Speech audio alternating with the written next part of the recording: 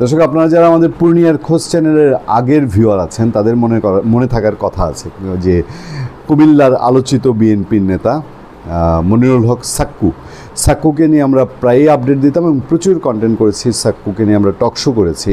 সেই ঘুরে ফিরে আবার সাক্কুর আলোচনা, বিশেষ করে কুমিল্লা সিটি কর্পোরেশন নির্বাচনে সাক্কু যখন প্রতিদ্বন্দ্বিতা করলেন, তার দল থেকে বহিষ্কার হলেন এবং সাক্কু কেন্দ্রিক কুমিল্লার বিএনপির রাজনীতিতে নানা উত্থান পতন হয়েছে এবং 5 আগস্টের পরে সাক্কু অনেকটা চুপচাপ হয়ে গিয়েছিলেন এবং বলা যায় যে কিছুটা কোণঠাসা। কিন্তু এই সাক্কুর, মনিরুল হক সাক্কুর, তার কুমিল্লায় বড় সড়ো একটা ভোট ব্যাংক আছে এবং এই ভোট ব্যাংক থাকার কারণেই কিনা যে বিএনপি এখন আবার সাক্কুর দিকে নমনীয় হতে বাধ্য হচ্ছে।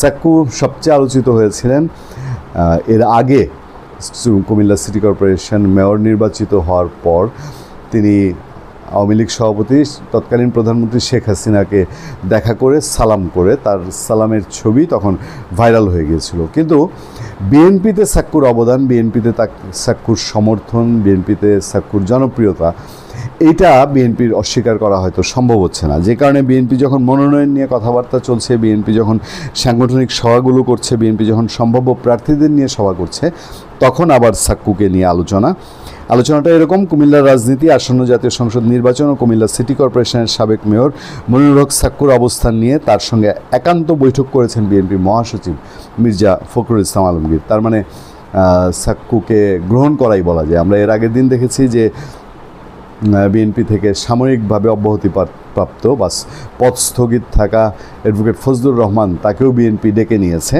সেরকম সাক্কুর সঙ্গে বিএনপি মহাসচিবের বৈঠক, এই দুটার মাধ্যমে বোঝা যায় যে বিএনপি দুইজনকে এখনও ওন করছে এবং প্রকারান্তরে এই স্থগিতাদেশ, বহিষ্কারাদেশ, এগুলো যদি প্রত্যাহার বলা যায় সেটাও বোধহয় ভুল বলা হবে না।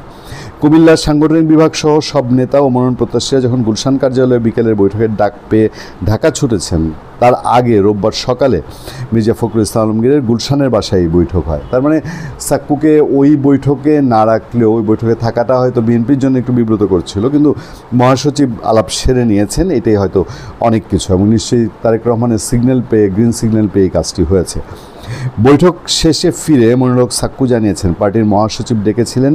তিনি কুমিল্লার রাজনীতি, দলের অবস্থান, বিশেষ করে গুরুত্বপূর্ণ কুমিল্লার সদর আসন নিয়ে জানতে চেয়েছেন। সাক্কু বলেন, আমি আমার কথা বলেছি, তিনি মহাসচিব আমার বিষয় নিয়ে দলের ভারপ্রাপ্ত চেয়ারম্যান তারেক রহমানের সঙ্গে আলোচনা করবেন। মানে সাক্কু কুমিল্লা 6 সদর আসনে নির্বাচন করছেন, সেরকম ইঙ্গিতই তো পাওয়া যায়, তাই না? তারা বিবেচনা করবেন আমার বিষয়ে কি করা যায়, এটা দলের হাইকমান্ডের ব্যাপার। মহাসচিবের সঙ্গে সাক্কুর বৈঠকের বিষয়ে কুমিল্লা 6 আসনে আরেক মনোনয়ন প্রত্যাশী মনিরুল হক চৌধুরী কালবেলাকে বলেন, তিনি সাক্কু দেখা করতে চেয়েছেন, মহাসচিব দেখা করেছেন, এটুকু শুনেছি। মানে অনেকটা সাক্কুর উপরেই দিয়ে দিয়েছেন। কিন্তু আদতে এই দলগুলোতে যদি পার্মানেন্ট বহিষ্কার এবং কেউ গ্রহণ না করে, তাহলে মহাসচিব চাইলেই কেউ দেখা করতে চাইলেই মহাসচিব দেখা দেন না। এবং বিএনপি মহাসচিবের সঙ্গে দেখা করা এখন অনেক বড় ব্যাপার দলের মধ্যে। সাক্কু কুমিল্লা রাজনীতিতে আবার আগের রূপে ফিরে আসছেন কিনা সেটি দেখার অপেক্ষা। ভালো থাকবেন, সুস্থ থাকবেন। আপনার সাথে আমি আতিক রহমান, পূর্ণিয়া।